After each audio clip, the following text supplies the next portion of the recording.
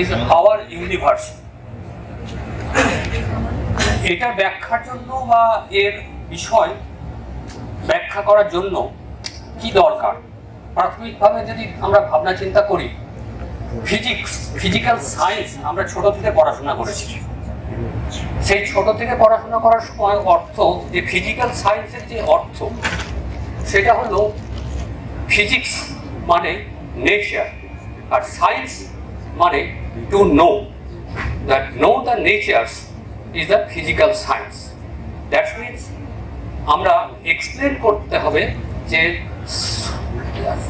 প্রকৃতিকে, আমাদের আশেপাশের প্রকৃতিকে আমরা যখন দেখি তখন প্রথমেই আমাদের পৃথিবী ছাড়া আমাদের বিষয়বস্তু যায় আউটার স্পেসের দিকে। তা আমরা এখানে অবস্থান করছি প্রফেসর আমাদের কলেজ বিজয়নারায়ণ মহাবিদ্যালয়ে। এই মহাবিদ্যালয় হুগলি ডিস্ট্রিক্টে অবস্থান করছে।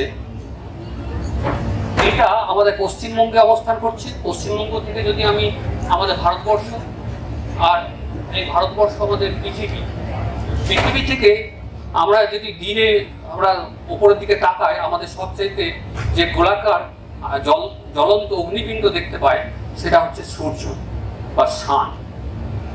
এই সান, তাহলে আমাদের প্রথম থেকেই একটা কিউরিওসিটি থাকে যে উপরের দিকে কি আছে, বা আমরা উপরের দিকে তাকালে কি আছে। আর যখন আমরা পৃথিবীর মধ্যে দেখি তখন ওটাকে বলছে আর্থ সায়েন্স। পৃথিবী থেকে ছাড়িয়ে যখন বেরোবো তখন দেখা যায় যে সূর্যটাই আমাদের প্রথম ভালোভাবে আমরা সে জ্বলন্ত অগ্নিপিণ্ড, সেই জ্বলন্ত অগ্নিপিণ্ড এর যে বিষয়, তার যে ফিজিক্স আমরা ছোট থেকে কিছুটা পড়াশোনা করেছি। পরবর্তী ক্ষেত্রে এখানে আর একটা বিষয় যে সূর্য যখন থেকে আলো আসে আমরা কিছু কিছু জিনিস দেখতে পাই। কিছু কিছু জিনিস দেখতে আমরা কি লাইট দেখতে পাই? লাইট দেখতে পাই না। আমরা দেখতে পাই যে লাইট যখন কোনো বস্তুতে পড়ে, সেই বস্তু থেকে যখন আমাদের লাইট চোখে এসে পড়ে তখন আমরা ওই বস্তুর যে কালার বা কিছু কম্বিনেশন সেটা আমরা অনুভব করতে পারি। তার মানে আমাদের যে আই সেন্সিটিভ অন কোথাকার, যেটা হচ্ছে ভিজিও, যেটা হচ্ছে ভিজিবল রেঞ্জের লাইট। তাহলে এই যে লাইট, যে আলো, এই আলোর মধ্যে যে ভিজিওর আছে তার মধ্যে বিভিন্ন রকম 7টা রঙের যে সমাহার, এই 7টা রঙের সমাহারে দেখা যাচ্ছে যে প্রত্যেকটা কালারের জন্য তাদের জন্য একটা ওয়েভলেন্থ বা তার ফ্রিকোয়েন্সি আছে। ফ্রিকোয়েন্সি অনুযায়ী তার একটা এনার্জি আছে। সেই এনার্জিটা হচ্ছে এইচ নিউ আর H C by lambda. Lambda হচ্ছে তার ওয়েভলেন্থ। তাহলে এখানে ওয়েভলেন্থ মানে এই যে আমি এখানে শুধু চিত্র দেখা যাচ্ছে, এই চিত্রতে দেখতে পাচ্ছি কি যে একটা হচ্ছে সকালবেলার সূর্য, আর একটা হচ্ছে বিকেল বেলার যখন পড়ন্ত সূর্য যখন অস্ত যায় তখনকার সূর্য। কিন্তু আমি এখানে দেখতে পাচ্ছি কি যে এইটা একটু লাল বা অরেঞ্জ কালার। তাহলে এই যে লাল বা অরেঞ্জ কালার, এই বিষয়টা আমরা কিভাবে, কেন আমরা এইভাবে দেখতে পাচ্ছি, তার যে ব্যাখ্যা সেটা হচ্ছে স্ক্যাটারিং থিওরি। সেই স্ক্যাটারিং থিওরিতে কি বলা হচ্ছে যে কোনো লাইট তার ওয়েভলেন্থ, সেই স্ক্যাটার কতটা লাইট স্ক্যাটার করবে সেটা নির্ভর করছে 1/λ⁴। তার মানে এখানে এই যে নিয়ম, এই নিয়মটাকে আমরা বলছি র্যালে স্ক্যাটারিং। তো র্যালে স্ক্যাটারিং মানে যেটা লাইট, মানে এখানে যদি ধরা হয় যে লাল লাইট বা অরেঞ্জ লাইট, এই লাইটটার কি হচ্ছে তার ওয়েভলেন্থটা সবচেয়ে বেশি, তার মানে সেটা স্ক্যাটার হবে কম। নীল বা যে ওয়েভলেন্থটা ছোট, তার মানে এনার্জি যার বড়, সেই স্ক্যাটার হবে বেশি। সেজন্য কি হয়, সূর্য যখন মানে দিগন্তের দিকে থাকে তখন লাইটটা আমাদের পৃথিবীর দিকে যখন আসে তখন অন্য লাইটগুলো সব বিক্ষিপ্ত হয়ে অন্যদিকে চলে যায়, লাল লাইটটা আমাদের দিকে আসে। সেজন্য আমরা পৃথিবী থেকে তখন যে কালারটা দেখতে পাই সেটা হচ্ছে আমরা এরকম। পরবর্তী ক্ষেত্রে sky from earth and space. এবার যদি আমরা পৃথিবী থেকে স্কাই মানে আকাশের দিকে তাকাই, তাহলে আমরা কি দেখি? যে নীল দেখি, এই নীল কালারটা নীল দেখা যায়। আর মহাকাশে গিয়ে যদি আমি দেখি তাহলে এটা হচ্ছে কোনো ডার্ক। তার মানে আমরা কি এই নীল বা ডার্ক কেন দেখছি? কারণ হচ্ছে পৃথিবীর যে উপরের যে বায়ুমণ্ডল আছে, সেই বায়ুমণ্ডলের যে বিভিন্ন অণু পরমাণুগুলো আছে, সেই অণু পরমাণুগুলোতে লাইট যখন আসে তখন কি হয়? সেই লাইটগুলো এসে স্ক্যাটার্ড হয়ে যায়, মানে নীল লাইটটা বেশি স্ক্যাটার হয় বলে চারিদিকে আকাশে ছড়িয়ে পড়ে, সেজন্য আমরা নীল লাইটটাকে দেখতে পাই। আর মহাকাশে মানে যেখানে স্পেস, সেখানে কিন্তু আমরা কোনো কালার দেখতে পাচ্ছি না, কারণ সেখানে বলতে পারা যায় যে ওইটা একটা এমটি স্পেসের মতো কাজ হয়, সেখানে কোনো অণু পরমাণু নেই সেই হিসাবে, সেই জন্য সেখানে কোনো স্ক্যাটারিং এর কোনো চিহ্ন থাকে না, লাইট কিন্তু যেগুলো আমরা দেখতে পাই না, তাই সেখানটা অন্ধকার থাকে।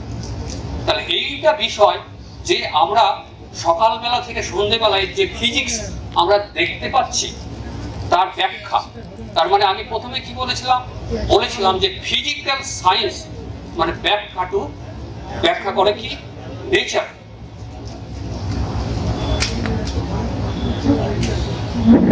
এই যে এবার স্পেসের কথা যখন বলা হলো, তখন স্পেস জিনিসটা কি বা আমরা কিভাবে ডিফাইন করি স্পেসকে? স্পেসটা এই যে পৃথিবী, এইটা যদি পৃথিবী হয়, পৃথিবী থেকে যে বায়ুমণ্ডলের স্তরগুলো আছে এর 100 কিলোমিটার উপরে যদি আমি দেখি, তাহলে এখানে যদি একটা কাল্পনিক লাইন টানি, তাহলে 100 কিলোমিটারের উপরে যে অল্টিটিউড, সেটা হচ্ছে তার ডেনসিটিটা হচ্ছে খুব কম। এয়ার ডেনসিটি বা ওখানে যে বায়ুমণ্ডল আছে তার ডেনসিটিটা ভেরি ভেরি লেস, আর প্রেশারটাও হচ্ছে খুব কম। এই জন্য এর উপরের স্তরগুলোকে আমরা স্পেস বলি, বা সেখানে ভ্যাকিউমের কথাবার্তা বলা হয়। ভ্যাকিউম মানে শূন্যতা, বায়ুমণ্ডলের শূন্যতা। আর নিচের যে স্তরগুলো আছে তার বায়ুর চাপটা অনেকটা বেশি থাকে, তার জন্য এইটাকে আমরা পৃথিবীর অ্যাটমসফিয়ার বলি, আর এর উপরেরটাকে আমরা স্পেস বলি।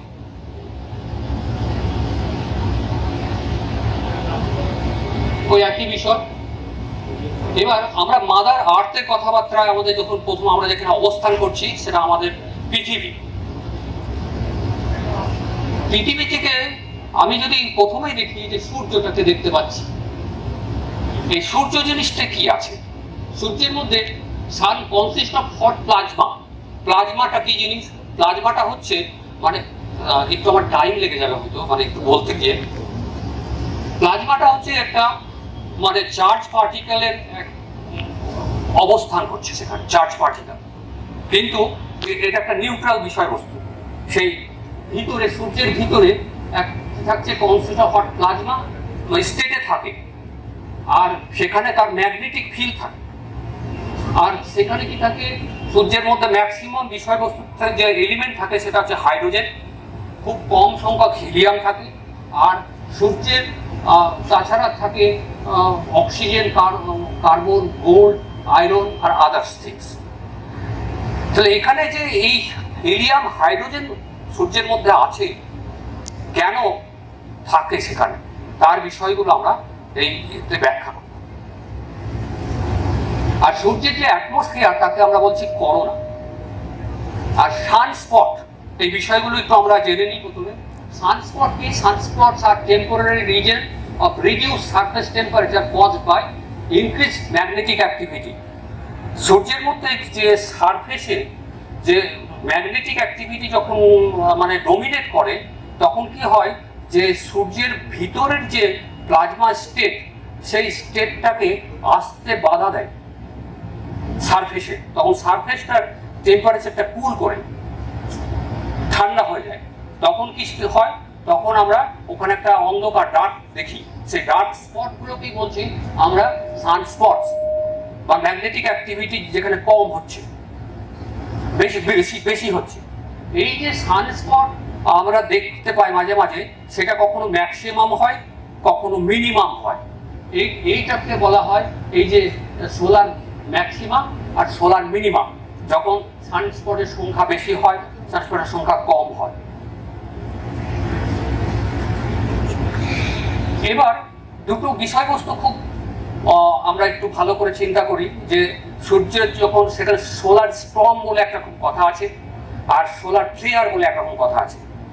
সোলার স্টর্ম এই যে ওর মধ্যে যে ম্যাগনেটিক অ্যাক্টিভিটিগুলো মানে ডমিনেট করলে তখন কি হয়, ওই যে প্লাজমা স্টেটগুলো আছে সেইগুলো সেখান থেকে বাইরে বেরিয়ে আসার চেষ্টা করে। সেই বাইরে বেরিয়ে এসে কি করে, সেই বেরিয়ে আসার ব্যাপারটাই হচ্ছে একটা নির্দিষ্ট গতিবেগে সে বেরিয়ে আসে, ধাবিত হয়, সেটাকে বলা হয় সোলার স্টর্ম। আর একটা আছে বিষয় যে ওই সোলার ফ্লেয়ার। সেই সোলার ফ্লেয়ারটা কি, সেখান থেকে তার এক্স রে, ইউভি লাইট ও সূর্য থেকে মানে ক্রমাগত আমাদের পৃথিবীর দিকে বা অন্যান্য আউটার ওয়ার্ল্ড সূর্য থেকে বেরিয়ে আসে। সেটা কি হয়, সেটা হচ্ছে রেডিও অ্যাক্টিভিটিকে তোমার মানে স্টপ করে দিতে পারে। রেডিও অ্যাক্টিভিটি, রেডিও যে কমিউনিকেশন সিস্টেম আছে সেটাকে স্টপ করে দেয়। যারা অ্যাস্ট্রোনট উপরের দিকে যায় তারা এক্সট্রা ডোজ অফ রেডিয়েশন ওর মধ্যে চলে আসে। সেই ভেলোসিটিটা, সোলার ফ্লেয়ারের যে ভেলোসিটি, সেটা হচ্ছে ভেলোসিটি অফ লাইট, আর স্টর্মের ভেলোসিটি অনেক কম। এবার আমরা সোলার সিস্টেম সম্বন্ধে একটু আমরা দেখে নিই, যে আমাদের যে পড়াশোনা করেছি আমরা খুব ছোট থেকে, যে সোলার সিস্টেমের মধ্যে আমরা যা জানি যে সান তার কেন্দ্রে অবস্থান করছে, আর তার চারিদিকে বিভিন্ন রকম যে উপগ্রহগুলো আছে, গ্রহগুলো আছে, বুধ, শুক্র, পৃথিবী, মঙ্গল আছে, সমস্ত ইউরেনাস, নেপচুন, প্লুটো, বৃহস্পতি, এসব যে আছে সেগুলো আমরা দেখতে পাচ্ছি এখানে।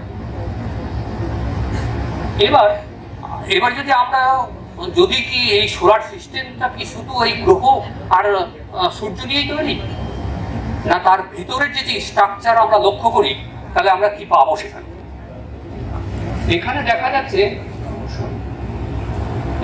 যাচ্ছে এইটা হচ্ছে সেন্টার, সানটা, তার পৃথিবী দেখা যাচ্ছে, Mars, Jupiter, Saturn, Neptune, Pluto, আর এখানে এই যে টার্মিনেশন শক, হেলিওস্ফিয়ার, হেলিওপজ আর বোসক।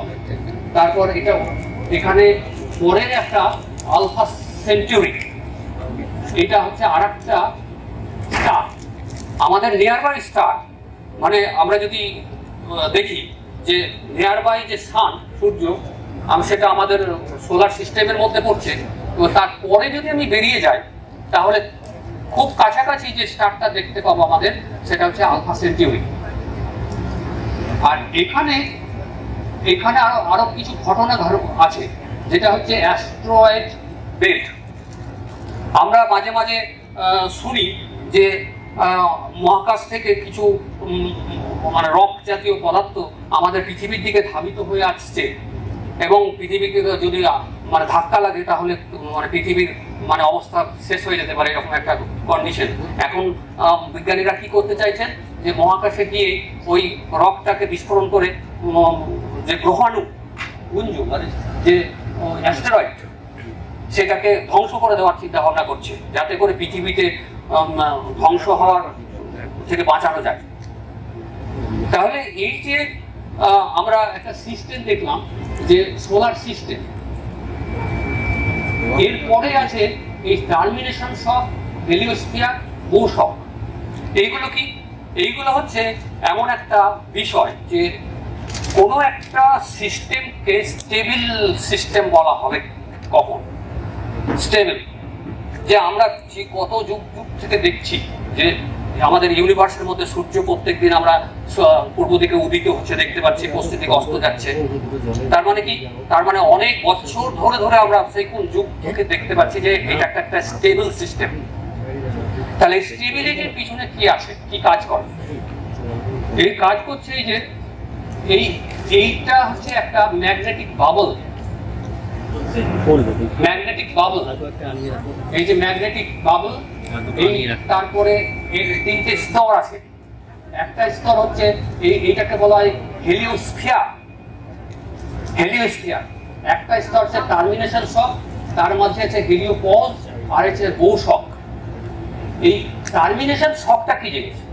তার মানে সূর্য থেকে যে স্ট্রং সূর্য যে মানে সৌরঝড়, সেটা তো মানে সূর্য থেকে ধাবিত হয়ে চারিদিকে আমাদের পৃথিবী থেকে চলে আসছে বা সূর্য থেকে অনেক দূরে চলে যাচ্ছে।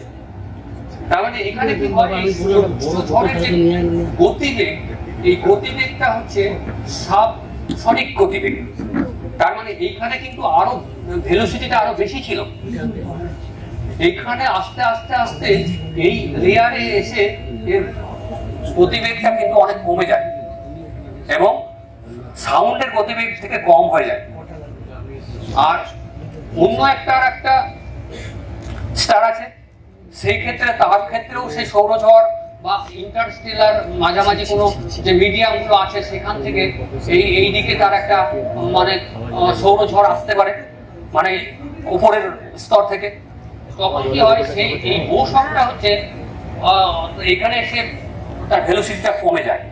আর এই যে হেলিওপজ, এই হেলিওপজটা হচ্ছে এমন একটা স্তর যেখানে ওই যে প্রেসার, সূর্য থেকে যে প্রেসার আর অন্য আউটার ইন্টারস্টেলার মিডিয়াম বা অন্য স্টার থেকে আসা এক্সট্রা গ্যালাকটিক যে এজিটেশন, সেইটাকে এখানে এসে ব্যালেন্স কন্ডিশন সৃষ্টি করে।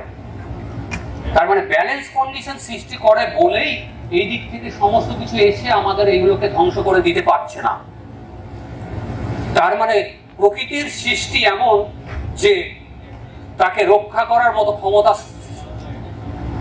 দিয়েছে তাকে। আমাদের যেমন পৃথিবীর উপর যে বায়ু স্তরগুলো আছে, যেমন ওজোন স্তর, ওজোন স্তর কি করে, ওজোন স্তর উপর থেকে যে ইউভি রে, এক্স রে, গামা রে গুলো আসছে সেগুলোকে স্টপ করে দেয়। যদি তারা চলে আসতো তাহলে কি হতো, তাহলে আমাদের বিভিন্ন ধরনের ক্ষতি হতো। তাহলে সেইটা কি করছে যে ওই বায়ুমণ্ডলের যে স্তর তাহলে পৃথিবীকে বাঁচিয়ে রেখেছে। সেজন্যই আমরা হয়তো প্রকৃতি পূজা করি, কারণ ওনারাই সবকিছু প্রকৃতিকেই বাঁচিয়ে রেখেছে আমাদেরকে।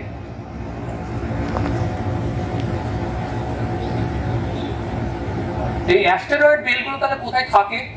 কোশ্চেন।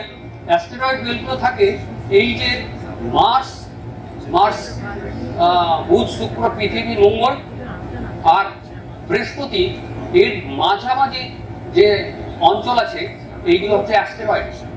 যখন সৌরমণ্ডল সৃষ্টি হয় তখন সমস্ত কিছুই প্ল্যানেট আকারে ধারণ করেনি, প্ল্যানেট থেকেও একটা রেমনেন্ট হিসেবে থেকে যায়, যেগুলো প্ল্যানেটের মতো তার রূপ পায়নি, সেগুলোকে বলা হয় প্ল্যানেটেসিমাল। সেইগুলোই ওই অ্যাস্টেরয়েড হিসাবে থেকে গেছে। ওরা আবার অরবিট ওখানে চারিদিকে ঘুরতে থাকছে।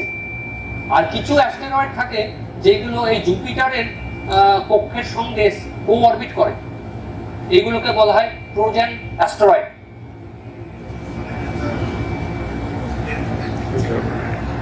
এইগুলো বলা হলো এই হেলিওস্ফিয়ার।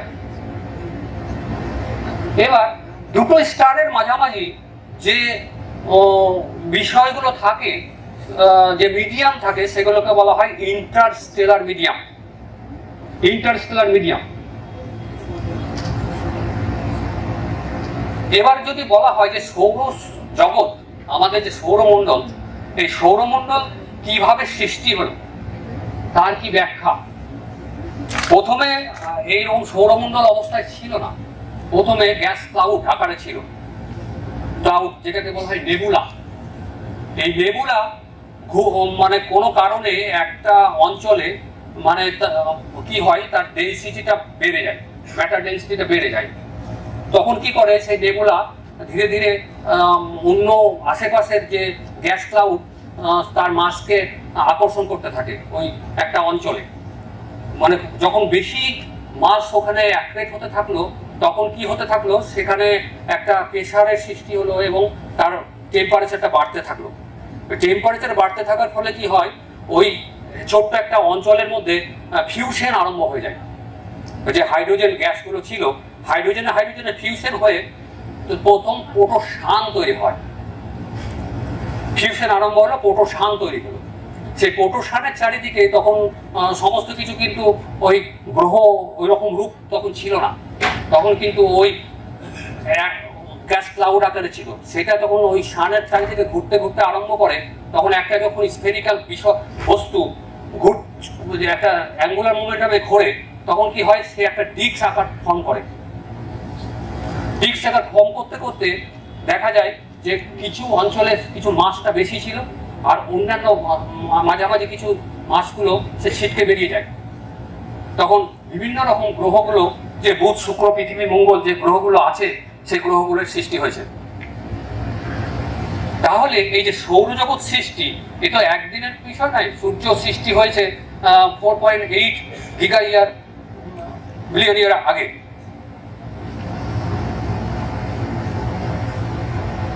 এবার আর একটা বিষয়, যে সৌরমণ্ডল সম্বন্ধে আমাদের একটা ধারণা হলো। এর পরবর্তী বিষয় হচ্ছে যে আমরা সৌরমণ্ডল বা তার পরবর্তী আরো দূরে যদি যাই, তাহলে আমরা কিভাবে তার বিষয়গুলো পড়াশোনা করব, সেটা হচ্ছে অ্যাস্ট্রোনমি আর অ্যাস্ট্রোফিজিক্স।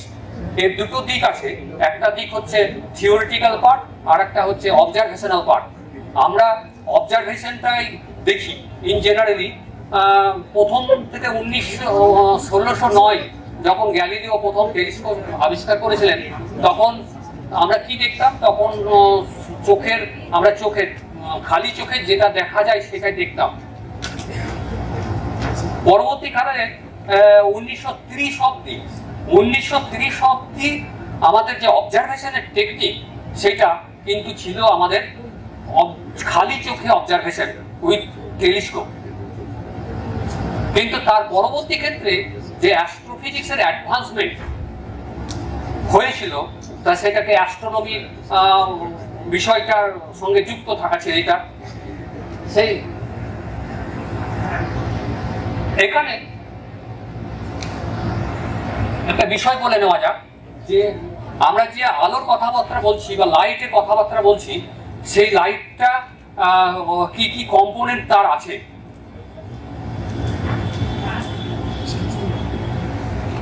এখানে দেখা যায় সবচাইতে ছোট ওয়েভলেন্থ, তার এনার্জিটা হচ্ছে গামা রে, এক্স রে, আলট্রাভায়োলেট রে, আর এইটা হচ্ছে ভিজিবল 400 ন্যানোমিটার টু 700 ন্যানোমিটার, এই রেঞ্জের তার ওয়েভলেন্থ। আর তারপরে আছে ইনফ্রারেড, মাইক্রোওয়েভ, তারপর রেডিও ওয়েভ। তাহলে এই যে একটা বড় স্পেকট্রাম, আমরা তাহলে চোখে যেটা দেখতে পেতাম যে লাইট, ভিজিবল লাইট, সেইটাই কি কমপ্লিট না। আমরা আরো অনেক বিষয় কিন্তু আমরা জানি না অবজারভেশনের বিষয়। সেই অবজারভেশনগুলো কি হচ্ছে, সেই এখানে যেমন অবজারভেশন হচ্ছে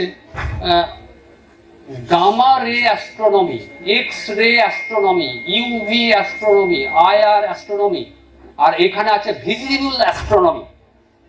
তাহলে আমরা যেটা পড়াশোনা করেছি, যে টেলিস্কোপে খালি চোখে যেটা দেখতে পেতাম, সেইটা এই রেঞ্জের মধ্যে অবস্থান করছে। তাহলে আমরা যদি জগৎ বা বিশ্ব বা ইউনিভার্সকে দেখতে চাই, তাহলে শুধু আমরা এইটুকু ওয়েভলেন্থের রেঞ্জে যদি দেখি, তাহলে এটা ইনকমপ্লিট। তাহলে আমাদের দেখতে হবে কিন্তু টোটাল সিস্টেমটাকে, টোটাল অবজারভেশন যে টেকনিক, এক্স রে, গামা রে থেকে আরম্ভ করে একেবারে রেডিও ওয়েভ, তার মধ্যে এই যে এই ভিজিবল রেঞ্জ আর এই যে লং রেডিও ওয়েভ রেঞ্জ, এই দুটোই কেবল আমাদের গ্রাউন্ড বেস অবজারভেটরি। কারণ ওটা সূর্যের বায়ুমণ্ডল ভেদ করে ওই ওয়েভলেন্থটা আমাদের গ্রাউন্ডে আসতে পারে। কিন্তু এক্স রে, গামা রে যে অবজারভেটরি আছে, সেগুলো কিন্তু আমাদের গ্রাউন্ডে আসে না। সেই লাইটগুলো আমাদের গ্রাউন্ডে আসে না। তাহলে কি করতে হয়, তখন আমাদেরকে স্পেস বেস অবজারভেটরি চিন্তা ভাবনা আসে। আমরা সকলেই শুনেছি যে Hubble space telescope, James Webb টেলিস্কোপের ধারণা, যে স্পেস টেলিস্কোপ 1990 মোটামুটি সেই 1970 অ্যারাউন্ডে হাবল স্পেস টেলিস্কোপ আমরা করেছি। তাহলে কি হয় যে উপরে যখন স্পেস টেলিস্কোপে থেকে অবজারভেশন আনছি তখন দেখা যাচ্ছে যে এক্স রে গামারের যে ওয়েভলেন্থ, সেই ওয়েভলেন্থের যে অবজারভেশন গুলো সেইগুলো আমাদের সায়েন্স এর ধারাটাকে আমূল চেঞ্জ করে দিল। কেন? আমরা জানতে পারলাম যে আমাদের গ্যালাক্সি বলে একটা কথা আছে, গ্যালাক্সির সেন্টারে কি আছে। গ্যালাক্সির সেন্টারে তার সম্বন্ধে আমি আসছি। এইটা হচ্ছে অপটিক্যাল অ্যাস্ট্রোনমি, যেটা অবজারভেটরি সেটা কি করে যে বিভিন্ন ধরনের যে অবজারভেবল যে বিষয়গুলো আছে, যে স্টার, সেগুলো সম্বন্ধে একটা ধারণা আমরা পাই। এটা হচ্ছে রেডিও অ্যাস্ট্রোনমি, এটা জিএমআরটি জায়েন্ট মিটারওয়েভ রেডিও টেলিস্কোপ। এটা থেকে আমরা Interstellar gas, cosmic microwave background সম্বন্ধে ধারণা করতে পারি, তারপর বিগ বাং পালসার সম্বন্ধে ধারণা করতে পারি। মাইক্রোওয়েভ রেডিও ওয়েভ টেলিস্কোপের সাহায্যে আমরা এই সবগুলো ধারণা করতে পারি। এই যে বিষয় আমরা ধীরে ধীরে যখন আমরা এগুলো জানতে পারছি, তার পরবর্তী ক্ষেত্রে infrared astronomy, ultraviolet X ray, এটা হচ্ছে স্পেস বেসড টেলিস্কোপের সাহায্যে আমরা করি। সেটা হচ্ছে Chandra X ray observatory, Compton gamma ray observatory আছে, magic major astrophysic gamma imaging Cherenkov telescope, এই সবগুলো নিয়ে আমরা মানে আমাদের যে ইউনিভার্স তার প্রকৃত চিত্রটাকে আমরা ধীরে ধীরে আমাদের কাছে ওপেন হতে থাকলো। তার মানে আমরা প্রথমে যে অবজারভেশনের মাধ্যমে দেখতে চেয়েছিলাম যে আমাদের খালি চোখে যেটা আমরা দেখতে পাই সেটা কিন্তু ইনকমপ্লিট। তাহলে টোটাল পিকচারটা দেখতে গেলে আমাকে ওভারঅল যে স্পেকট্রাম আছে লাইটের, সেই স্পেকট্রামকে আমাকে দেখতে হবে।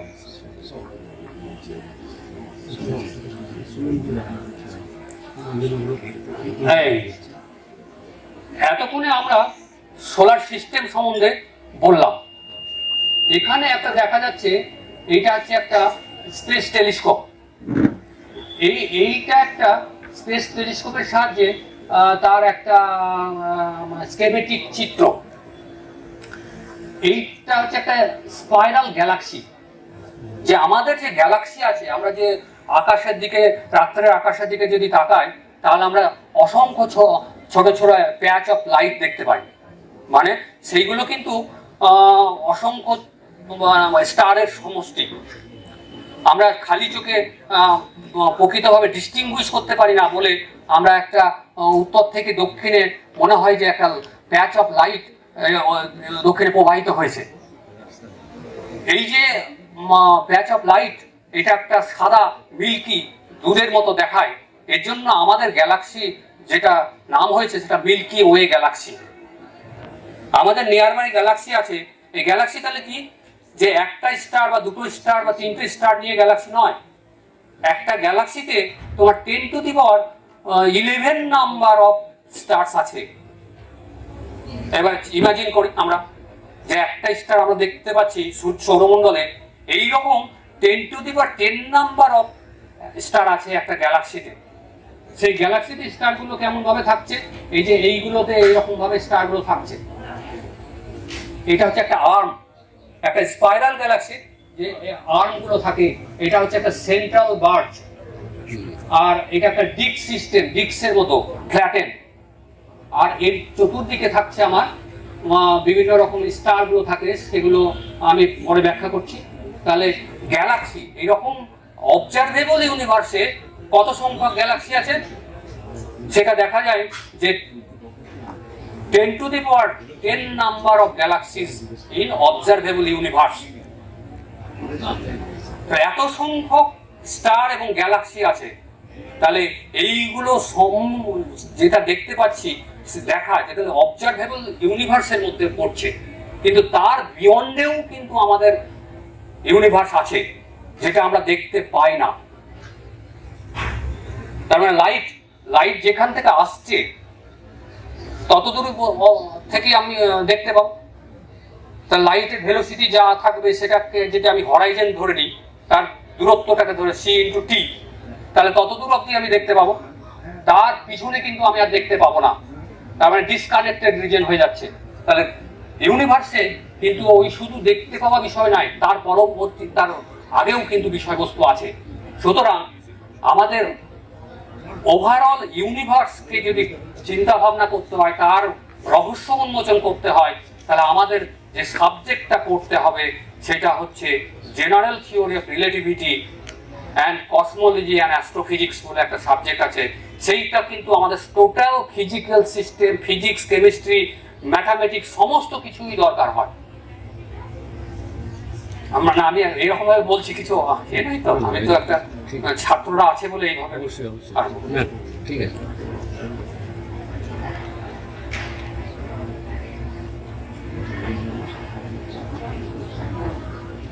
এখানে এই যে সেন্টার আছে, এই সেন্টার থেকে এই যে একটা আর্মে আমাদের সান অবস্থান করছে, এই সেন্টার থেকে এই সূর্য আছে 8 কিলো পারসেক দূরে। আর 1 পারসেক হচ্ছে লাইট ইয়ার। যদি বলা হয় লাইট 1 বছরে যে দূরত্ব অতিক্রম করে সেটাকে বলা হয় লাইট ইয়ার। আর 3.26 লাইট ইয়ার সমান হচ্ছে একটা পারসেক। এই কিলো পারসেক, কিলো হচ্ছে 10⁻³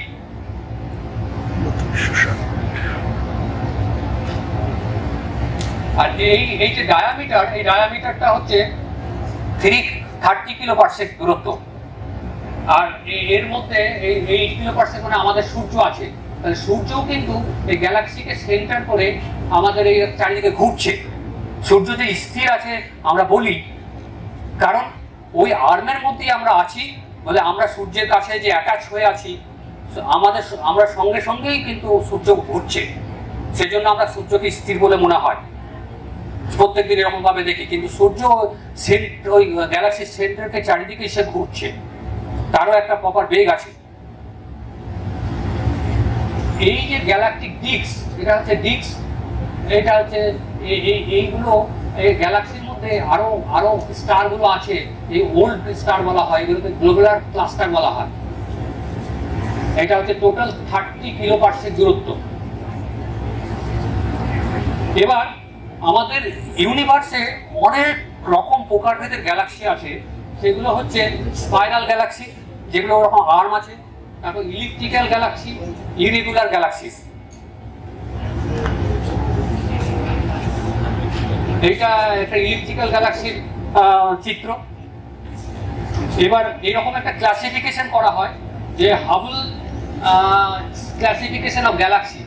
এইটাকে যদি আমি একটা স্ফেরিক্যাল ভাবি, তাহলে যার ইলেকট্রিসিটি যদি এটা 0 হয়, তাহলে এইটাকে যত মানে প্রোগ্রেস করবো ইলেকট্রিসিটি বাড়তে থাকছে, তার মানে ইলেকট্রিক্যাল হয়ে যাচ্ছে।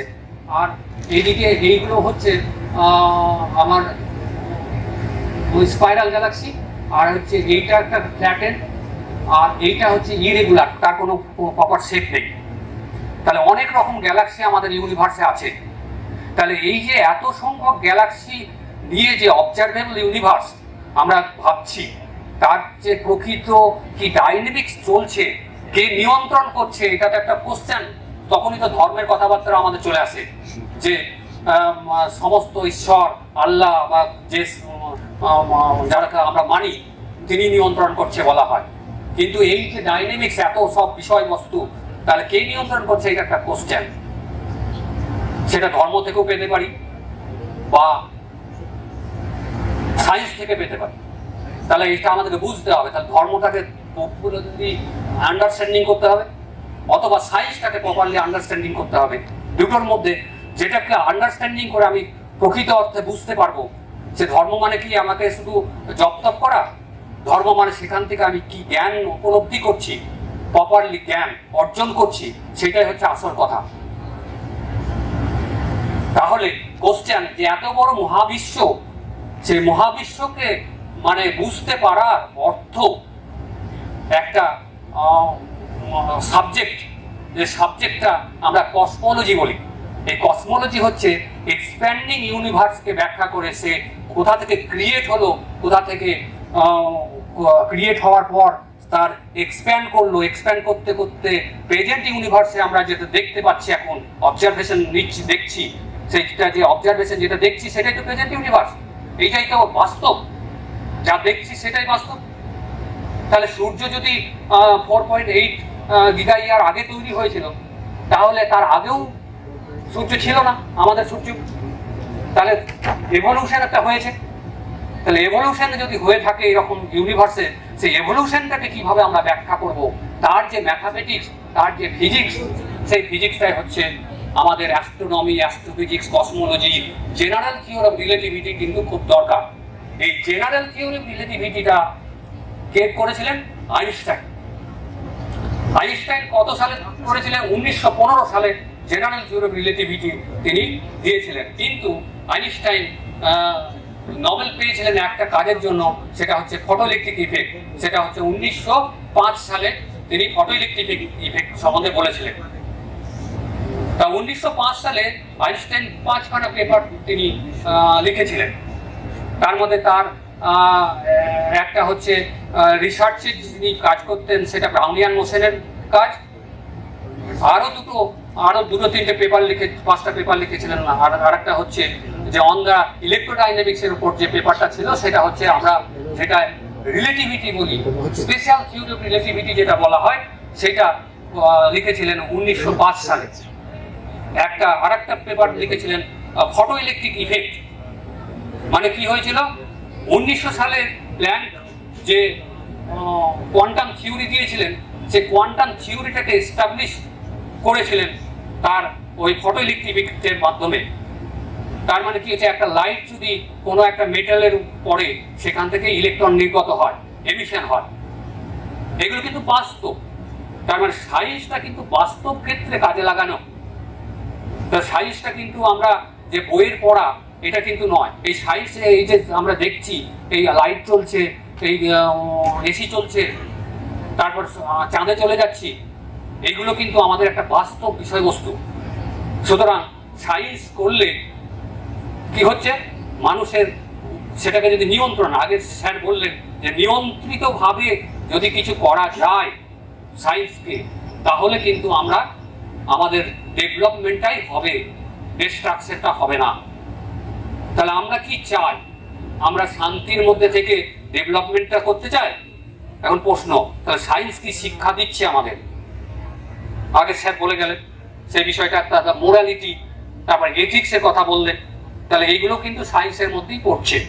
তাহলে সায়েন্সটা হচ্ছে টু নো দ্য নলেজ, তার মানে সেখানে সত্যটাকে উদ্ঘাটন করা। তাহলে সত্য উদ্ঘাটন করা যদি সায়েন্স হয়, তাহলে কিন্তু সেখানে তার বিভিন্ন রকম থিওরি থাকে। সেই বিভিন্ন থিওরি, যে থিওরিটা শুধু থিওরি মানে তো কাগজের হাতে কলমে ওয়ার্কআউট করা ম্যাথামেটিক্স। তাহলে ম্যাথামেটিক্সটাকে কি শুধুই কাগজে কলমে ওয়ার্কআউট করা ম্যাথামেটিক্স, না বাস্তবকে এক্সপ্লেন করার ম্যাথামেটিক্স? এখন কোশ্চেন, তাহলে থিওরি যখন হবে তখন কিন্তু তোমাকে বাস্তবটাকে এক্সপেরিমেন্টালি অবজারভেশন করে ওই থিওরির সাহায্যে যখন ব্যাখ্যা করতে পারি, তখনই সেটা হচ্ছে থিওরি। তাহলে আইনস্টাইন 1915 সালে 1905 সালে দিয়েছিলেন স্পেশাল রিলেটিভিটি থিওরি, আর তার 10 বছর লেগে গেল যে 1915 সালে জেনারেল থিওরি অফ রিলেটিভিটি দিলেন। তাহলে দুটোর মধ্যে কি পার্থক্য?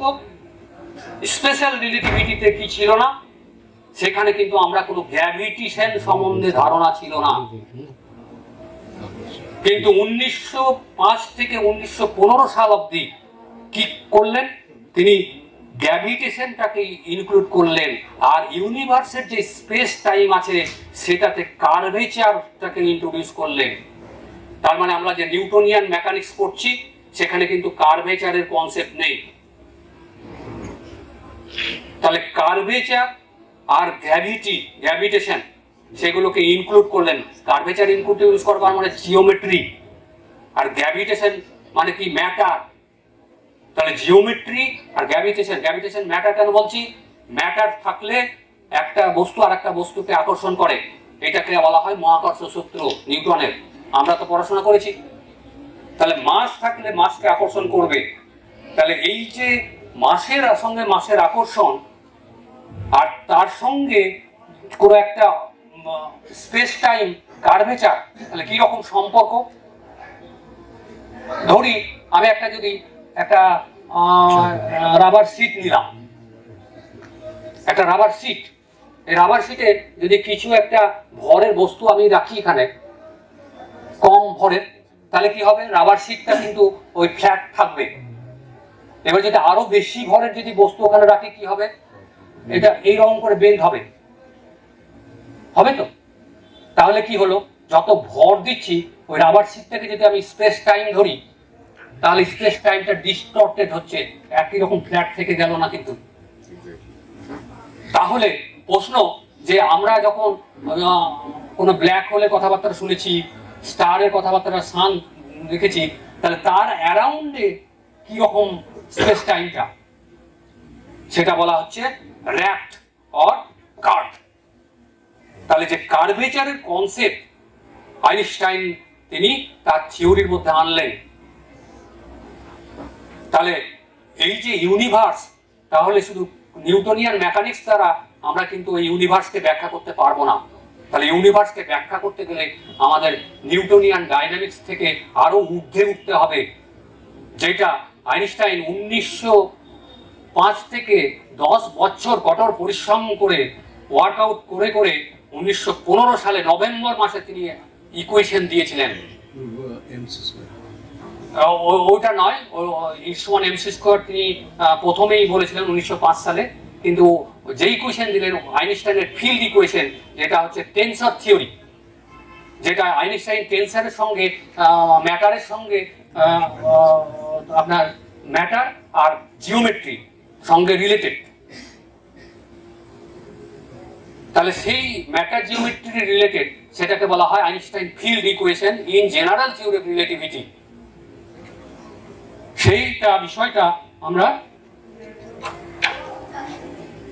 এবার গ্যালাক্সিতে কি কি থাকে, গ্যালাক্সিতে ডার্ক ম্যাটার থাকে, স্টার থাকে, নিউট্রাল গ্যাস থাকে, মলিকুলার গ্যাস থাকে, আয়োনাইজ গ্যাস থাকে, এগুলো আমরা গ্যালাক্সির মধ্যে আমরা পাই। তাহলে গ্যালাক্সির মধ্যে এইগুলো যে পাই, তাহলে আমরা কি করে, মানে আমরা হঠাৎ করে বলে দিতে পারি না? এগুলো সব অবজারভেশনের বিষয় আছে, যেগুলো অবজারভেশন সায়েন্সের মাধ্যমে, বিভিন্ন টেকনিকের মাধ্যমে আমরা কিন্তু এগুলো জানতে পারছি। তাহলে আমরা যে সায়েন্স বইগুলো পড়াশোনা করছি, এইগুলো তার একটা বেশি ভিত্তি আছে। এগুলো কিন্তু বই ছিঁড়ে দেওয়ার মতো নয়, ছিঁড়ে ফেলে দেওয়ার মতো জিনিস নয়। বইটা একটা হচ্ছে, আমরা প্রণাম করি কেন? ওর মধ্যে সত্য লেখা থাকে, যারা উপলব্ধি বেশি থাকে তিনি লিখেছেন বড় বড়, তার মানে বড় মানুষকে আমরা অনুসরণ করি, কারণ বড় মানুষরা প্রকৃত অর্থে সত্য ছাড়া মিথ্যা লিখবে না, এবং তার অনুভবটাকে লিখেছেন। সুতরাং বই পড়াটা আমাদের দরকার। এই যে অসংখ্য এইরকম গ্যালাক্সিগুলো আমরা দেখতে পাচ্ছি আমাদের মহাবিশ্বে, এই যে এইখানে আমরা আরেকটা বিষয় দেখলাম, যে একটা ডিস্টেন্স স্কেল সম্বন্ধে আমাদের বলা উচিত। এইখানে এটা একটা সান, আমাদের পৃথিবী, এই সানের সেন্টার থেকে এই পৃথিবীর সেন্টারের দূরত্ব হচ্ছে আমাদের থেকে সূর্যের দূরত্ব। আর এখানে যদি একটা অ্যাঙ্গেল, মানে 1 সেকেন্ডের অ্যাঙ্গেল যদি আমি তৈরি করি, তাহলে এখান থেকে এর যে প্যারালাক্স ডিস্টেন্স হয়, এই অ্যাঙ্গেলটা কিন্তু এখানে হলো, আমি যদি এইখানে টানতাম বা এখানে টানতাম, এটা 1 সেকেন্ড হতো না, কম বা বেশি হতো। কিন্তু তাহলে আমাকে 1 সেকেন্ডই দেখতে হবে। 1 সেকেন্ড মানে আমরা কিভাবে বিচার করি, যে 1 ডিগ্রিকে 60 দিয়ে ভাগ করলে মিনিট, 60 দিয়ে ভাগ করলে আবার সেকেন্ড হয়। তাহলে সেইগুলো কিন্তু আমাদের জানতে হবে, তবে এইগুলো বুঝতে পারো। আমাদের ছোট ছোট ছাত্রছাত্রীরা আছে, ওগুলো তারা পড়াশোনা করে বুঝবে। এই যে 1 সেকেন্ড যদি হয়, তাহলে সূর্য থেকে এই ডিস্টেন্সটা হচ্ছে 1 পারসেকেন্ড। কিছুক্ষণ আগে আমরা সূর্য থেকে প্রক্সিমা সেন্টারাই আলফা সেন্টুরি কথা বলা হয়েছিল, সে আলফা সেন্টুরি আর সূর্যের দূরত্ব হচ্ছে 1 পারসেক। তার মানে 1 ডিগ্রি 8 সেকেন্ড তৈরি করে। অদ্ভুত একটা মানে প্রকৃতি আমাদের।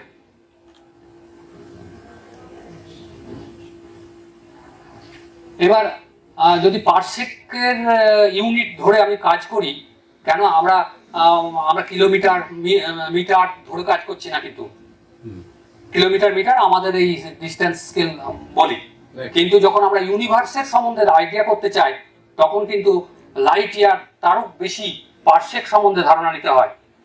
তাহলে এই যে সূর্যের দূরত্ব হচ্ছে 5 মাইক্রো পারসেক, 10⁻⁻⁶ পারসেক।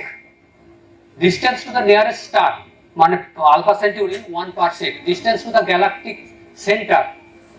সেন্টার মানে আমাদের থেকে 10 কিলো পারসেক মোটামুটি দূরত্বে আছে, সূর্য থেকে মোটামুটি 8-10 কিলোমিটার দূরত্বে, kilo parsec. Diameter of the galaxy, একটা গ্যালাক্সি যে ডায়ামিটার সেটা হচ্ছে 30 kilo parsec. Distance to galaxy local group of 30 galaxies. এই যে আমরা গ্যালাক্সি আমাদের আশেপাশে যে গ্যালাক্সিগুলো আছে, আমাদের গ্যালাক্সিটা হচ্ছে মিল্কি ওয়ে গ্যালাক্সি, আমাদের পাশের যে গ্যালাক্সি আছে অ্যান্ড্রোমেডা গ্যালাক্সি, এই গ্যালাক্সিগুলো নিয়ে একটা ক্লাস্টার তৈরি হয়, মানে লোকাল গ্রুপ। এই লোকাল গ্রুপ আরো সংখ্যা বেশি নিয়ে সুপার ক্লাস্টার তৈরি হয়, সেখানে হাজারখানা গ্যালাক্সি মিলে একটা সুপার ক্লাস্টার তৈরি হবে। Local group, cluster, super cluster দিয়ে ইউনিভার্সকে একটা টোটাল সিস্টেম হিসাবে দেখি আমরা।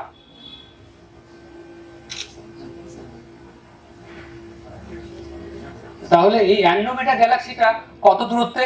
অ্যান্ড্রোমেডা গ্যালাক্সিটা আছে 725 কিলো পারসেক দূরে, আমাদের থেকে 725 কিলো পারসেক দূরে।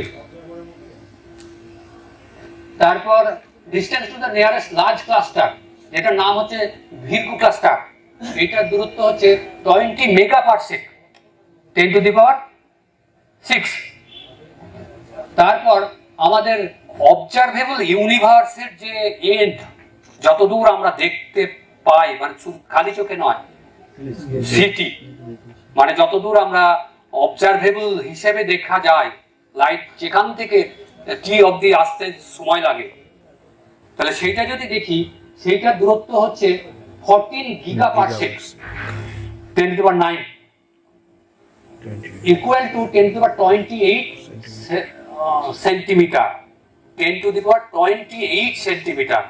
তার মানে একের পর 28 খানা শূন্য, তত সেন্টিমিটার। এবার diameter of the Galaxy 30 kilo parsec. এবার যদি ওটা অবজারভেবল ইউনিভার্স আর আমাদের একটা যদি যে গ্যালাক্সিতে আমরা আছি তার যদি আমরা ভলিউম বের করি, সেই ভলিউমটা কেমন হবে? ভলিউমটা হবে 10⁻⁻15 অর্ডারের রেশিও। তাহলে ইউনিভার্সের তুলনায় যদি আমরা দেখি যে আমাদের গ্যালাক্সিটা হচ্ছে বিন্দুবৎ, গ্যালাক্সি হচ্ছে বিন্দুবৎ। আমরা সূর্যকে দেখছি যে অনেকটা দূরে মনে হচ্ছে, কিন্তু ওভারঅল যদি দেখা হয় তাহলে গ্যালাক্সিটা হচ্ছে খুবই বিন্দুবৎ। তার মানে এই যে গ্যালাক্সি ম্যাটার গুলো চারিদিকে ছড়িয়ে আছে, সেইগুলো অ্যাজ ইট একটা ডাস্ট পার্টিকেলের মতো, ডট লাইট। তাহলে এই যে সমস্ত যদি একটা প্রবাহ হয় এক্সপ্যান্ডিং ইউনিভার্স, তাহলে এই প্রবাহটাকে আমরা ফ্লুইড মডেল হিসাবে ধরে ইউনিভার্সকে আমরা ব্যাখ্যা করতে পারি। তাহলে ইউনিভার্স অ্যাজ এ ফ্লুইড কেমন? যা ধরি আমি যদি একটা নদীতে যাই, নদীতে একটা জল যাচ্ছে, হঠাৎ করে কোনো একটা অঞ্চলে একটা এজিটেশন তৈরি হলো, তখন কি হয়? ওই জলটা পাক খেতে থাকে, ঘুরতে থাকে। তাহলে তখন কি হলো? অন্য জলগুলো ওইখানে আকর্ষিত হয়। তাহলে ওইটা যদি আমি এরকম ভাবি, সেই রকম এটা একটা জলের প্রবাহ চলছে, তাহলে কোনো ক্ষেত্রে কোনো একটা এজিটেশন সৃষ্টি হলো, তার এজিটেশন গুলো আমি পরে ফিজিক্সে অনুযায়ী ব্যাখ্যা হবে, সেগুলো আছে। তাহলে সেই এজিটেশনটা যদি পাক খেতে খেতে খেতে খেতে, যেটা বলা হলো একটু আগে, যে নেবুলার থেকে যে সোলার সিস্টেম তৈরি হয়েছে, সেইভাবে অন্যান্য গ্যালাক্সিগুলো ওইভাবে সৃষ্টি হয়েছে। তাহলে ইউনিভার্সের যে সৃষ্টি তত্ত্ব, কিভাবে ইউনিভার্স সৃষ্টি হলো, কার ব্যাখ্যা সায়েন্স দেবে না ধর্ম দেবে, সেটা আমাদের এখন ভালো করে, আমাদের যেহেতু আমরা লিমিটেড মানে কি, লিমিটেড নলেজ আমাদের। কারণ এত বড় এত জিনিস করার পরও রবীন্দ্রনাথ বলেছিলেন যে বিপুলা পৃথিবী কতটুকু জানে। নিউটনও বলেছিলেন যে শুধু একটা নুড়ি কুড়িয়েছে। তাহলে কত বিষয়বস্তু আছে। সুতরাং ধর্ম বা সায়েন্স এগুলো কিন্তু এখনো আমাদের অপরিপূর্ণ বিষয়।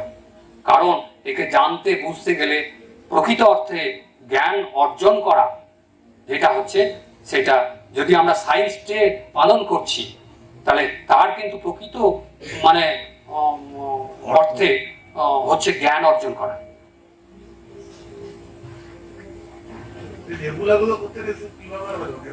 ওগুলো বলবো, ওরা জাস্ট আরম্ভ করেছি, মানে ইউনিভার্সটা আমি তো এখন কমপ্লিট করি, তাকে একটু পরেই আমি বলছি।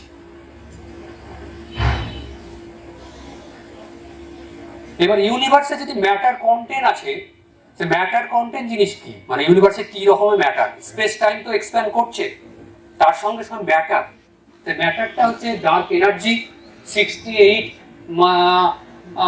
পয়েন্ট মানে 70 অ্যারাউন্ড 70%, ডার্ক ম্যাটার হচ্ছে 26%, আর ব্যারিয়নিক ম্যাটার মানে যেগুলো অবজারভেবল, যেগুলো দেখতে পাই আমরা খালি চোখে, যে লাইটগুলো এসে আমরা দেখতে পাই সেগুলোকে ব্যারিয়নিক ম্যাটার বলা হয়। ব্যারিয়নিক ম্যাটার সেটা হচ্ছে 4.5%, রেডিয়েশন আছে খুবই কম, আর কার্ভেচারটা আছে প্রায় 0। এখন আমাদের ইউনিভার্সটা ফ্ল্যাট ইউনিভার্স, এক্সপেরিমেন্টালি এটা এস্টাবলিশড হয়েছে যে ফ্ল্যাট ইউনিভার্স। তার মানে এই যে কার্ভেচার কি আছে কি নেই তার যে তত্ত্ব জানা, এই তত্ত্ব জানতে গেলে কিন্তু আমাদের অনেক থিওরি জানতে হবে ইউনিভার্সের। এখানে আর একটা বিষয় আমরা জানার চেষ্টা করব যে ডার্ক ম্যাটারের কথাবার্তা যখন বলা হলো তখন এই ডার্ক ম্যাটার জিনিসটা কি। কত অনেক দেরি হয়ে গেল না? অনেক আমাকে একটু টাইম দেওয়া যাবে কি? আমি তাহলে একটু তাড়াতাড়ি কমপ্লিট করে দিচ্ছি। ডার্ক ম্যাটার এইটা যদি আমি গ্যালাক্সি ধরি, গ্যালাক্সি সেন্টার থেকে যত আমি দূরে যাব তত এই যে এখানে ভিজিবল ম্যাটারগুলো দেখতে পাচ্ছি। আর যদি নিউটনিয়ান ডাইনামিক্স দিয়ে আমি ব্যাখ্যা করি তাহলে এর যে রোটেশন কার্ভ, এই যে রোটেট করছে, রোটেশন কার্ভটা আমার এইরকম হওয়ার কথা। কিন্তু আমি যত দূরে যাব আসলে প্রকৃত অর্থে রোটেশন কার্ভটা কিন্তু এই ফ্ল্যাট হয়ে যাচ্ছে, এরকম ফ্ল্যাট হয়ে যাচ্ছে। এটা এরকম না, আরো বাড়ছে। তাহলে এই যে ফ্ল্যাট করে দেওয়ার পিছনে কে দায়ী? তাহলে এখানে এই দিকে যখন ছিল তখন মোটামুটি একই রকম অর্ডারে ছিল, কিন্তু যত দূরে যাচ্ছি তার মানে এই রোটেশন করার জন্য দায়ী কি আছে? এখানে যদি আমি একটা পার্টিকেল ধরি, সেই রোটেট করতে গেলে এইখানের মধ্যে যত মাস, এই স্ফেরিক্যাল সেলের মধ্যে যত মাস আছে ততটাই দায়ী। তাহলে এই যে ভিজিবল ম্যাটার কিন্তু এই ফ্ল্যাটটাকে মানে ব্যাখ্যা করতে পারে না। এই ফ্ল্যাটটাকে ব্যাখ্যা করতে, ফ্ল্যাট নেচারটাকে ব্যাখ্যা করতে গেলে আমাকে এইটাকে অন্যরকম একটা মাস দরকার, যেগুলো আমরা অবজারভেশন দেখতে পাই না, মানে ইলেকট্রোম্যাগনেটিক্যালি দেখতে পাই না। তাহলে সেটা কি? সেইটা বলা হচ্ছে মানে ওটা হচ্ছে একরকম জাতীয় ম্যাটার, দেখতে বলা হয় ডার্ক ম্যাটার আছে। তাহলে ইউনিভার্সের যে গ্যালাক্সিগুলো আছে তার এন্ডের দিকে ছড়িয়ে আছে ডার্ক ম্যাটার। তাহলে এই ডার্ক ম্যাটারটাও কিন্তু মানে ইনডাইরেক্ট এভিডেন্স আছে। সেই এভিডেন্স গুলো কেমন? যে লাইট গেলে লাইট বেঁকে যায়, বেন্ডিং অফ লাইট বিম, সে বেঁকে যাওয়ার বিষয়গুলো সূর্যের পাশ দিয়ে লাইট গেলে সেই ধরনের আসবো। এইটা একটা চিত্র যে ইউনিভার্স কোথা থেকে সৃষ্টি হলো, কোথা থেকে সৃষ্টি হলো। এটাকে বলা হয় একটা বিগ ব্যাং থিওরি। এই বিগ ব্যাং থিওরি মানে আমরা প্রেজেন্ট অবস্থানে এইখানে অবস্থান করছি, আর এটা এক্সপ্যান্ড করে এই অবস্থায় এসছে। আর তাহলে এক্সপ্যান্ড করতে যদি আমি পিছনের দিকে চলে যাই তাহলে আমার মানে টাইম যদি ব্যাক করি, অতীতে চলে যাই, তাহলে ইউনিভার্স একটা পয়েন্ট থেকে সৃষ্টি, যে পয়েন্টটাকে বলে বিগ ব্যাং সিঙ্গুলারিটি বলা হয়। এই সিঙ্গুলারিটি থেকে মানে এই মহাবিস্ফোরণ বলে বিগ ব্যাং যেটা বলা হয়, থিওরি বলা হয়, সেখান থেকে বলা হয় তারপরে ইউনিভার্স এক্সপ্যান্ড করতে থাকে। সেই এক্সপ্যানশনের পরে দীর্ঘদিন তার মানে এজ কত হয়ে গেল, 13.8 গিগা ইয়ার ইউনিভার্সের এজ। তাহলে সেই ছোট্ট পয়েন্ট থেকে মানে তার সমস্ত কিছু সৃষ্টি। তাহলে ছোট্ট পয়েন্টটা কি ছিল, সেখানে একটা বিন্দু বৎ তার মানে ভলিউম ছিল খুবই জিরোর কাছাকাছি, জিরো, আর ডেন্সিটি ছিল ভেরি হাই এবং হট বিগ ব্যাং বলা হয়, হট বিগ ব্যাং। এখানে কি হয়েছে, এই হট বিগ ব্যাং তার বিস্ফোরণের ফলে সে যত এক্সপ্যান্ড করতে থাকে ইউনিভার্স তত কুল হতে থাকে। কুল হতে হতে মানে অ্যাডিয়াবেটিক এক্সপ্যানশন বলা হয়। তার জন্য কাজ করতে হয়, সে কাজ করার জন্য ইউনিভার্স এনার্জিটা ক্ষয় করতে করতে সে ঠান্ডা হতে থাকে। যত ঠান্ডা হতে থাকে তখন প্রাথমিক অবস্থায়, এবার আমি একটা দিকে চলে যাই শেষের দিকে, এই আইনস্টাইনের থিওরি, আমি আসছি বিষয়টা। আইনস্টাইনের থিওরি, জেনারেল থিওরি রিলেটিভিটি, এটা হচ্ছে Einstein field equation. Einstein field ইকুয়েশনে তিনি কতগুলো এক্সপেরিমেন্ট সাজেস্ট করেছিলেন, যে general theory relativity experiment suggest করেছিলেন যে ভবিষ্যতে মানে এইগুলো হবে। সেগুলো কি হচ্ছে, সেগুলো হচ্ছে bending of light beam, light bend করে যাবে, আর গ্র্যাভিটেশনাল রেড শিফট হবে, এইসবগুলো বলা হয়েছিল। আর সেগুলো একটা অন্য দিক, সেগুলোকে আমি একটু স্কিপ করে চলে যাচ্ছি। এইটা প্রথম প্রমাণ হয়েছিল সোলার এক্লিপস 1919 সালে, 15 সালে দিয়েছিলেন থিওরি। 1919 সালে যে সোলার এক্লিপস হয়েছিল, সেখানে কি হয়েছিল, অন্য একটা স্টার থেকে লাইট এলো, এটা সানের দিকে এখানে আসলে আমি এই সোজা দেখতে পেতাম, কিন্তু সানটা এখানে, অন্য স্টারটা এখানে ছিল, এটা বেন্ড হয়ে গেল, তখন যখন সোজা দেখতে যাচ্ছে এটা একটা ইমেজ দেখতে পাই। আসল স্টারটা কিন্তু এটা, কিন্তু যখন আমি দেখছি তখন এটা দেখতে পাচ্ছি, এটা কিন্তু আসল স্টার নয়, এটা এর ইমেজ। তাহলে এই যে চারিদিকে এগুলো দেখছি, এগুলো কিন্তু স্টার নয়, এইটা প্রকৃত স্টার। এই চারিদিকে একটা রিং দেখতে পাচ্ছি, কারণ এই লাইটটা বেন্ড করে গেল। মানে কেন বেন্ড করলো, এই যে আমাদের সানের কাছাকাছি ওই লাইটটা আসার ফলে সান যেহেতু আমাদের যে স্পেস টাইম সেটাকে কাট করে দেয়, কাট করে দেওয়ার জন্য যে পথে লাইটটা যায় সেটা বেন্ড করে যায়। সে বেন্ড করে যাওয়ার ফলে এই যে একটা রিং দেখতে পাচ্ছি, এই রিংটাকে বলা হয় আইনস্টাইন রিং। আমরা কিন্তু বাস্তব ক্ষেত্রে এই আইনস্টাইনের রিং গুলো দেখতে পাই, যেটা হচ্ছে ইমেজ, স্টারের ইমেজ। তাহলে এইগুলো প্রমাণ করে যে আইনস্টাইন যে থিওরি দিয়েছিলেন সেটা কিন্তু কারেক্ট, এবং তিনি থিওরির মাধ্যমে কত বেন্ড করে যাবে সেগুলো কিন্তু দেখিয়েছিলেন। এবার পরবর্তী ক্ষেত্রে 1929 সালে প্রথম আইনস্টাইন যখন থিওরি দিয়েছিলেন, তখন কিন্তু তিনি মনে প্রাণে আইনস্টাইন স্ট্যাটিক ইউনিভার্সের কথা ভাবতেন। কিন্তু পরবর্তী ক্ষেত্রে যখন জানা গেল, রেডশিফট পেলাম 1929 সালে, হাবল অবজারভেশনের মাধ্যমে প্রমাণ করলেন যে ইউনিভার্স এক্সপ্যান্ড করছে। তার মানে কি হলো, একটা গ্যালাক্সি আর একটা গ্যালাক্সি থেকে দূরে সরে যাচ্ছে, দূরে দূরে সরে যাচ্ছে। তাহলে সেই দূরে দূরে সরে যাওয়ার বিষয়টাই মানে প্রমাণ করে যে universe expand, space time expand করছে।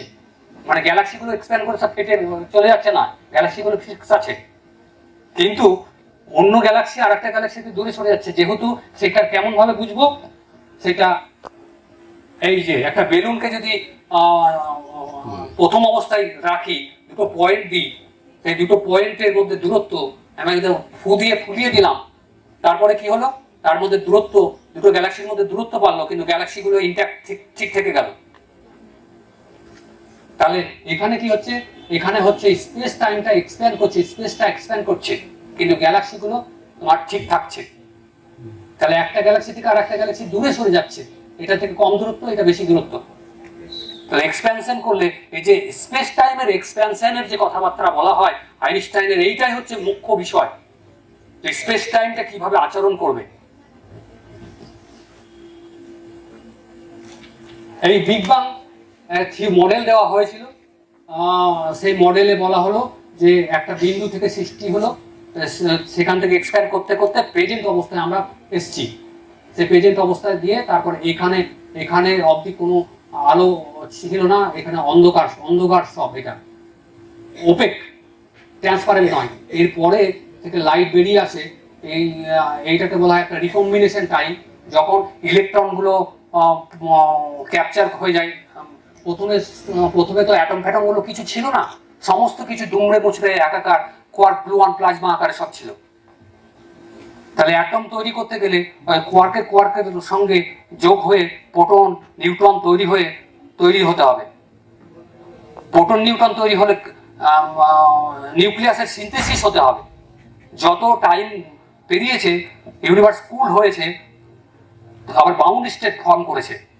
সে বাউন্ড স্টেট ফর্ম করতে করতে আমার এইখানে সেই ওই নেবুলার থিওরি যেটা বলা হচ্ছিল, গ্যাস ক্লাউড, যে হাইড্রোজেন গ্যাস তৈরি হয়েছে, এই হাইড্রোজেন গ্যাস তৈরি হতে 3,80,000 বছর সময় লেগে গেছে। 3,80,000 বছর। এটাকে যদি আমি জিরো ধরি, এই জিরো টাইম, 3,80,000 বছর টাইম লেগেছে ওই হাইড্রোজেন অ্যাটম তৈরি হতে। সে হাইড্রোজেন অ্যাটম তৈরি হলো, সঙ্গে সঙ্গে তার একটা যে প্রচুর পরিমাণে যে গ্যাস ক্লাউড তৈরি হলো, সেই ক্লাউড থেকে যেমন নেবুলার থিওরি বলা হলো, যে প্রোটোসান তৈরি হলো, প্রোটোসান থেকে সে আবার অন্যকে আকর্ষণ করছে, এইভাবে আকর্ষণ করতে করতে সৃষ্টি, ধীরে ধীরে সৃষ্টি হতে থাকলো। এই যে এইরকম, এখান থেকে 10⁻43 সেকেন্ড, এটা হচ্ছে আমাদের প্ল্যান টাইম। এর পরবর্তী টাইম হয়ে এই প্রেজেন্টে আমরা এসেছি। এইগুলো হচ্ছে গ্যালাক্সি ফর্মেশন। এর আগে সব পার্টিকেল আকারে ছিল। হাই এনার্জি পার্টিকেল থিওরি, যেটা প্রোটন কোলাইডার, সার্নে গিয়ে এখন রিসার্চ চলছে। প্রোটনকে কোলাইড করলে প্রোটনের ভিতরে যে জিনিসগুলো আছে সেগুলোকে আমরা বুঝতে পারবো।